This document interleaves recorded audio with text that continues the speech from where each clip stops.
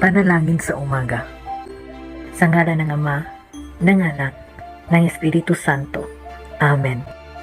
Mahal na Panginoon, salamat sa pagbibigay mo sa akin ng panibagong araw para makita ang ganda ng iyong mga likha. Ako ay lumalapit sa iyo ngayon na nakakaalam na ang lahat ng kapangyarihan ay nasa iyong kamay. Nananawagan ako sa iyo para sa iyong banal na patnubay at proteksyon. Ang lahat ng oras ko ay nasa iyong kamay. Ikaw ang aking lakas at ang aking kalasag.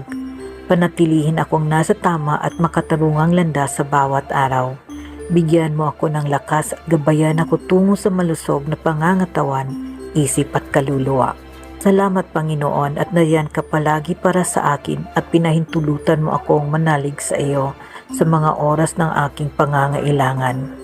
Pinupuri at niluwalhati ko ang iyong pangalan. Amen.